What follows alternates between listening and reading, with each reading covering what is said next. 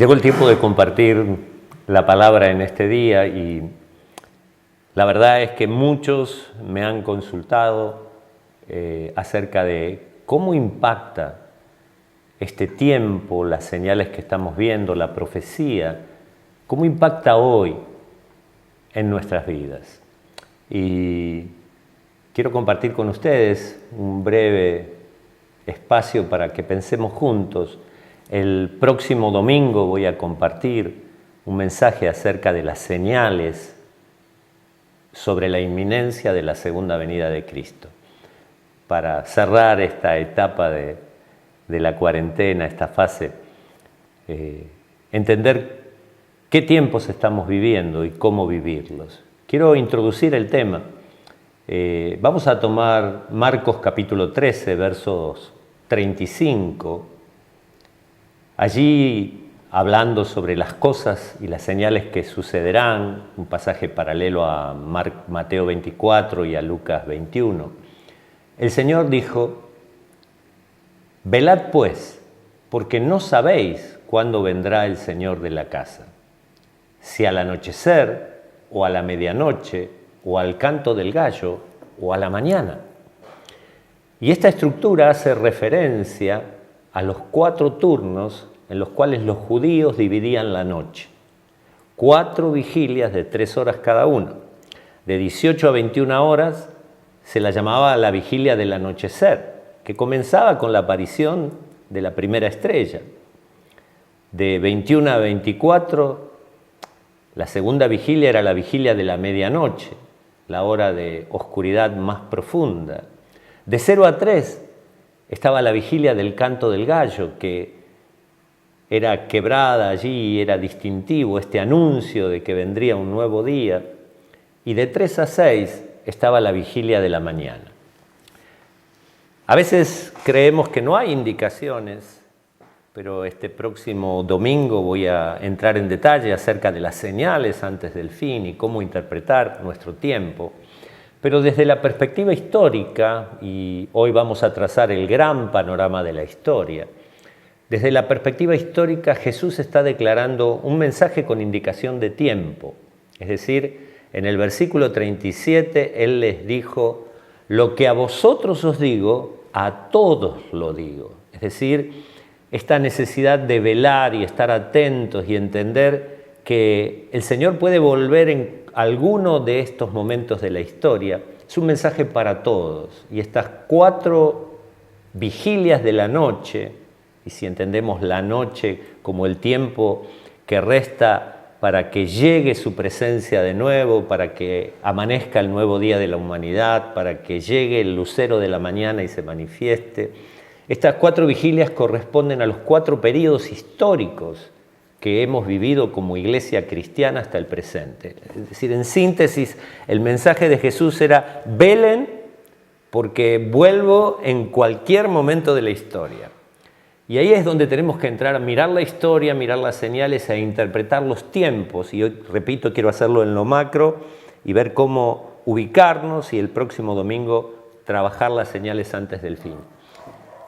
La primera vigilia, el anochecer, la aparición de la primera estrella, refleja, según la mayoría de los intérpretes, los primeros siglos del cristianismo. Es el periodo apostólico, se escribe, se traduce el Nuevo Testamento.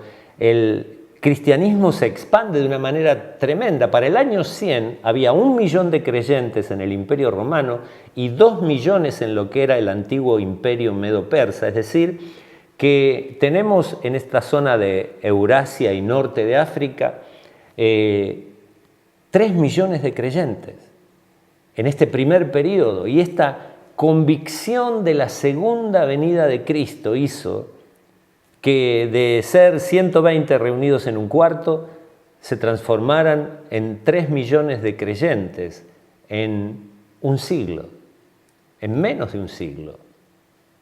En 70 años alcanzaron hasta lo último de la tierra conocida.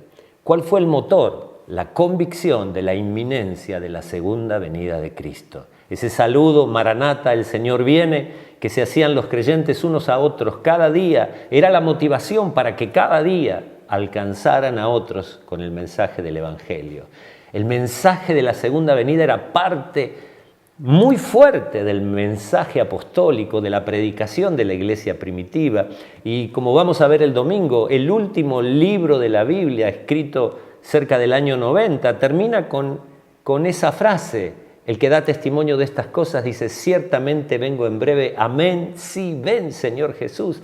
Es el final, y cuando un creyente dejaba de mirar el fin de su Biblia en la forma que la tuviese, levantaba los ojos al cielo y se unía e invitaba a otros a unirse y decir: ven Señor Jesús. Esta convicción sostuvo a los mártires de persecuciones, murieron crucificados, quemados vivos, entregados a las fieras, pero su clamor es: ven pronto, ven Señor Jesús. Esta convicción firme de que Jesús vendría en cualquier momento cambió la vida y el testimonio de los creyentes de la primer vigilia de la noche. Pero Jesús no vino en la vigilia del atardecer. Y llegamos a la segunda vigilia, la vigilia de la medianoche. Y la medianoche, en términos históricos, la hora más oscura de la historia, es entendida como la Edad Media. De hecho, los historiadores seculares llaman a la Edad Media la Edad Oscura. Y los historiadores de la Iglesia la citan como los 1000 años de incertidumbre. ¿Por qué? Porque la Iglesia se corrompió, se vendían las indulgencias, se vendían terrenos en el cielo, se vendían los cargos eclesiásticos, el nepotismo y la simonía estaban presentes en la vida de la Iglesia. Se apagaron los dones del Espíritu en los creyentes. La Biblia estaba en latín, una lengua muerta y desconocida para el pueblo, atada a los púlpitos y solo para la lectura de los monjes en los monasterios. Desaparece la predicación bíblica, un periodo donde la idolatría, el sacramentalismo, el sacerdotalismo golpea muy fuerte la vida de la iglesia. Los mismos templos se transforman en lugares ornamentados con gárgolas, dragones, obeliscos. Esto lo podemos ver hoy al recorrer catedrales y templos que vienen de la Edad Media en Europa. Y aún en medio de la noche más oscura del periodo medieval, hay hombres y mujeres como Agustín de Hipona, Tomás de Aquino, Francisco de Asís, Pedro Baldo, que mantuvieron vivo el velar y que se movieron en ese tiempo de oscuridad con la certeza de que en cualquier momento Jesús podía volver. Y ellos mismos, los vemos en sus escritos, repetían este clamor: ven Señor Jesús. Pero a pesar de la fidelidad de estos hombres y mujeres en ese tiempo duro, Jesús no regresó en la segunda vigilia, en la vigilia de la medianoche. Seguimos mirando la historia y la tercera vigilia es conocida como la del canto del gallo.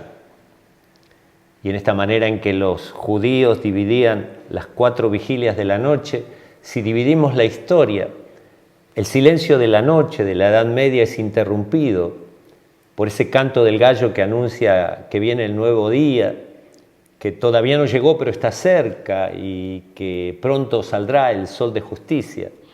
Y el canto del gallo históricamente es la Reforma. Hombres como Lutero, Calvino, Zwinglio, hombres como los anabaptistas del siglo XVII, grupos del siglo XVIII al XIX, personas como Jonathan Edwards, John Wesley, William Booth, Whitefield, hicieron que el mundo y la historia volvieran a mirar a Jesús, que se escuchara una voz de reforma y de esperanza. El gallo es el símbolo de la reforma protestante en la historia. De hecho, en las iglesias luteranas en Alemania no hay cruces en el pináculo del templo, sino que hay un gallo, porque recuerda que este fue el canto del gallo. Allí se tradujo la Biblia al idioma del pueblo, volvió a ser accesible, volvió la predicación bíblica a los púlpitos, comenzaron los movimientos misioneros. En esta etapa hay muchos hombres y mujeres con una esperanza viva, repitiendo: ven Señor Jesús. Pero Jesús no regresó durante la tercera vigilia. Y la cuarta vigilia de la noche era la vigilia del amanecer. Y nosotros somos esos siervos de la última hora, de la vigilia de la mañana. Por 20 siglos la Iglesia predicó bajo la opresión de las tinieblas, bajo las sombras de la noche, pero hoy el sol de justicia está cercano. La noche se termina y no hay otra vigilia. Como vamos a ver el domingo, las señales de los tiempos hablan claramente de que estamos en la inminencia de su segunda venida. Qué privilegio, qué gloria poder ser parte del último avivamiento de la historia, poder vivir estos tiempos y poder vivirlos día a día, esperando la manifestación de Cristo. Yo no espero ni la gran tribulación, ni la manifestación del anticristo, yo espero la venida de Cristo en gloria. Ese es el tema que cierra la historia y quiero decirte que hay varios elementos que tienen que marcar nuestro día a día. Ese saludo del día a día, Maranata, el Señor viene, tiene que ser alentado por certezas y quiero que anotes si es posible. ¿Cómo afecta, cómo impacta en nuestra vida esta certeza de la segunda venida de Cristo? Número 1, será una manifestación gloriosa. Tito 2:13 dice, aguardando la esperanza bienaventurada y la manifestación gloriosa de nuestro gran Dios y Salvador Jesucristo. Es esta palabra, es esta manifestación gloriosa. ¿Por qué? Porque cuando el Señor se manifiesta en gloria, todas nuestras esperanzas van a concretarse. Estamos esperando una esperanza feliz, una esperanza dichosa. Y esto tiene que afectarnos por encima de cualquier tribulación momentánea. Una esperanza bienaventurada de la manifestación gloriosa de nuestro gran Dios y Salvador Jesucristo. Será una manifestación de gracia, una manifestación de gracia. En 1 de Pedro 1:13 dice, por tanto, ciñan los lomos del entendimiento, sean sobrios y esperen por completo en la gracia que se nos traerá cuando Jesucristo sea manifestado. Será una manifestación transformadora. 1 de Juan 3:2-3 dice, amados, ahora somos hijos de Dios y aún no se ha manifestado lo que hemos de ser, pero sabemos que cuando Él se manifieste, seremos semejantes a Él porque le veremos como Él es. Y todo aquel que tiene esta esperanza en Él, se purifica a sí mismo, así como Él es puro. Así que, te repito, será una manifestación gloriosa, será una manifestación de gracia, será una manifestación transformadora. Y quiero destacar las palabras. Toma nota, por favor. La primera es esperanza. ¿Cómo afecta, cómo impacta en nuestra vida la seguridad de la segunda venida de Cristo? Esperanza. Tenemos una ferviente expectativa porque esta es, como leí recién, nuestra esperanza bienaventurada. Tito 2:13, pero quiero leer desde el versículo 11, porque la gracia de Dios se ha manifestado para salvación a todos los hombres, enseñándonos que renunciando a la impiedad y a los deseos mundanos, vivamos en este siglo sobria, justa y piadosamente, aguardando la esperanza bienaventurada y la manifestación gloriosa de nuestro gran Dios y Salvador Jesucristo. Esperanza, esperanza bienaventurada, esperanza que te hace renunciar a la impiedad, a los deseos mundanos y vivir hoy de una manera sobria, justa y piadosa. Progresando en este sentido, la segunda palabra es santidad. Tenemos un poderoso motivador para una vida de santidad. Romanos 13, del 11 al 14 dice, y esto, conociendo el tiempo, que es ya hora de levantarnos del sueño, porque ahora está más cerca de nosotros nuestra salvación que cuando creímos. La noche está avanzada y se acerca el día. Desechemos pues las obras de las tinieblas y vistámonos las armas de la luz. Andemos como de día, honestamente, no en glotonerías y borracheras, no en lujurias y lascivias, no en contiendas y envidia, sino vestidos del Señor Jesucristo y no proveáis para los deseos de la carne. Esperanza, santidad. La tercera palabra es victoria. Tenemos una certeza emocionante del triunfo de Jesús sobre Satanás. Apocalipsis 20, versículos 1 al 3, versículos 7 al 10, habla de estas dos fases en el triunfo final. Vi a un ángel que descendía del cielo con la llave del abismo y una gran cadena en la mano y prendió al dragón, la serpiente antigua, que es el diablo y Satanás, y lo ató por 1000 años y lo arrojó al abismo y lo encerró y puso sus sellos sobre él para que no engañase más a las naciones hasta que fuesen cumplidos 1000 años. Y después de esto debe ser desatado por un poco de tiempo. Y si saltás al versículo 7, cuando los 1000 años se cumplan, Satanás será suelto de su prisión, saldrá a engañar a las naciones, y sigue el texto, pero le cuento el final. Y el diablo que los engañaba fue lanzado en el lago de fuego y azufre, donde estaban la bestia y el falso profeta, y serán atormentados día y noche por los siglos de los siglos. Hay una victoria final que ya la podemos gustar, disfrutar. Y la segunda venida de Cristo es el aliento motivador, es una esperanza, es una seguridad de victoria, en esperanza, en santidad, en victoria. Podemos ocupar nuestra posición y disfrutar, en cuarto lugar, de paz y justicia. ¿Cómo impacta en nuestra vida esta profecía, la segunda venida de Cristo? Tenemos la certeza, la alegría de que vendrá un reino de perfecta paz y justicia aquí en la tierra bajo la autoridad de Cristo. Hay múltiples pasajes. Quiero leer una de las profecías del Antiguo Testamento, Miqueas 4, del 1 al 7. Acontecerá en los postreros tiempos que el monte de la casa de Jehová será establecido por cabecera de montes.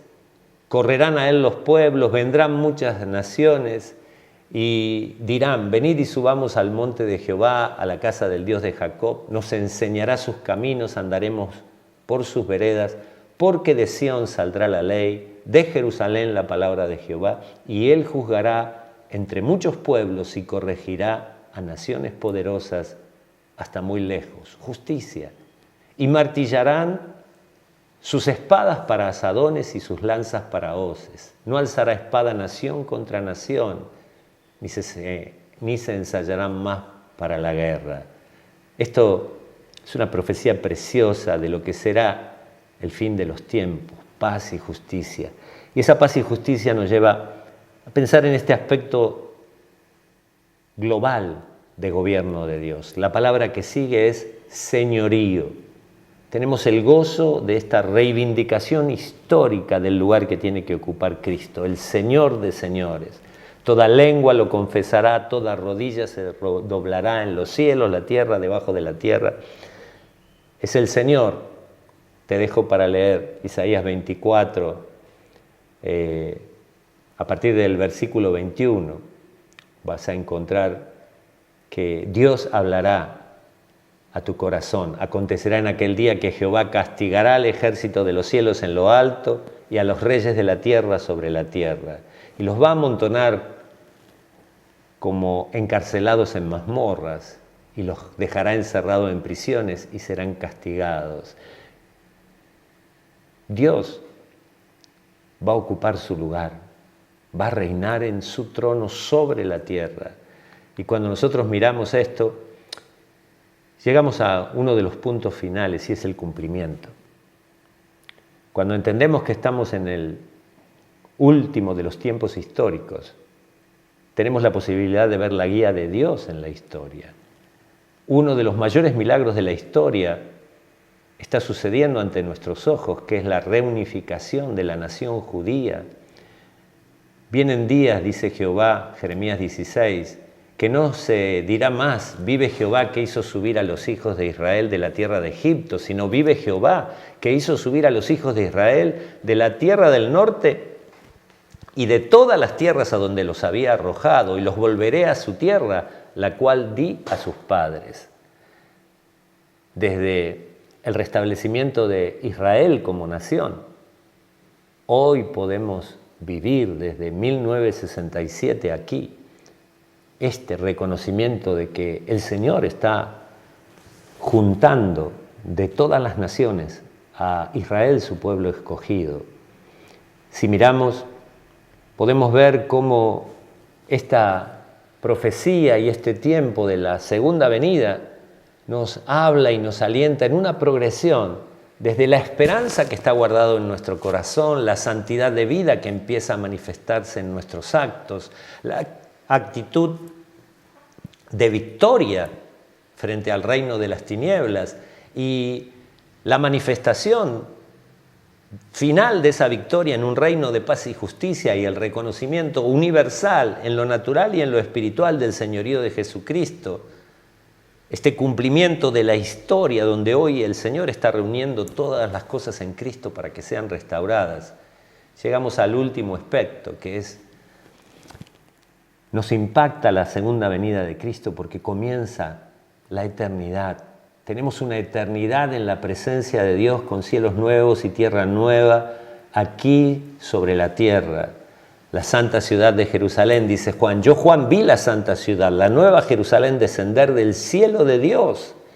Y oí una gran voz del cielo que decía, he aquí el tabernáculo de Dios con los hombres, Él morará con ellos serán su pueblo, y Dios mismo estará con ellos como su Dios. Enjugará Dios toda lágrima de los ojos de ellos, y ya no habrá muerte, ni habrá más llanto, ni clamor, ni dolor, porque las primeras cosas pasaron. Querido, querida, esta progresión desde la esperanza que guardas en tu corazón a la apertura de la eternidad por siempre y para siempre con nuestro Señor, es el efecto de vivir hoy a la luz de las profecías. ¿Cuáles serían las recomendaciones finales para que lo apliques? Permanece constante, permanece constante. Primera de Juan 2:28. Ahora, hijitos, permaneced en Él para que cuando se manifieste tengamos confianza, para que en su venida no nos alejemos de Él avergonzados. Permanece constante en tu fe, permanece constante en tu devoción, permanece constante en tu lealtad al Señor, permanece constante en tu determinación de vivir para Él, porque estamos viviendo en el tiempo final. No juzgues.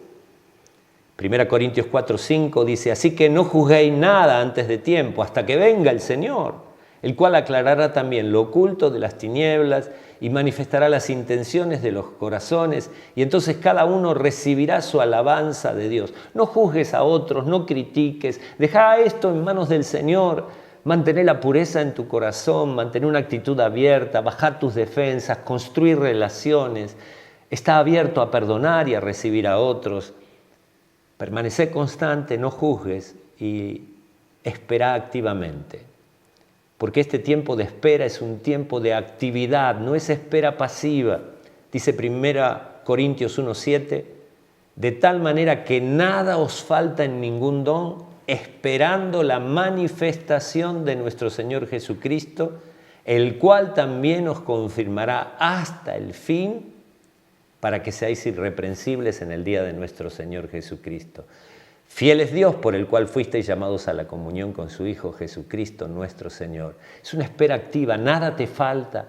Tenés los dones de Dios, tenés la capacitación del Espíritu, tenés una cobertura espiritual, tenés la palabra. Este es el tiempo de mayor avivamiento de la historia. Viene, ya estamos, ya empezó la etapa final de la historia. En cuarto lugar, viví en santidad y obediencia. 1 Tesalonicenses 5, 23 y 24 dice, y el mismo Dios de paz os santifique por completo, y todo vuestro ser, espíritu, alma y cuerpo, sea guardado irreprensible para la venida de nuestro Señor Jesucristo. Fiel es el que os llama, el cual también lo hará. El cual también lo hará. Hay un Dios fiel que te quiere guardar en todo tu ser, espíritu, alma y cuerpo, en santidad, en pureza, santo. Que guardes el mandamiento que el Señor te ha dado hasta que Él vuelva. Esto le dice Pablo a Timoteo, guarda el mandamiento sin mácula ni reprensión hasta la aparición de nuestro Señor Jesucristo, el Rey de Reyes y el Señor de Señores. Querido, querida, este es el tiempo para que la inminencia de la segunda venida de Cristo cambie toda nuestra percepción de la vida y de la eternidad. desde las esperanzas que guardás en tu corazón hasta la mirada a esta eternidad que pronto estará entre nosotros, con la inminencia de un Señor que prometió: ciertamente vengo en breve. Pasaron los 3 períodos, las 3 primeras vigilias de la historia, y la Iglesia estuvo velando, y estamos en la última, en la vigilia de la mañana. Es el tiempo para que nuestra esperanza, nuestra santidad, nuestra posición de victoria, nuestro sumarnos a una actitud de ver la justicia, la paz, el reino de Dios establecido, de ver al Señor uniendo todas las cosas en la historia bajo su reinado, es el tiempo de que lo vivas, lo disfrutes y afecte tu día a día. Permanece fiel, permanece en Él. Nos vemos el domingo para seguir desarrollando este tema de la expectativa antes del fin. Bendigo tu casa y tu familia. Padre, gracias por darnos revelación y palabra tuya para el día a día. En el nombre de Jesús. Amén.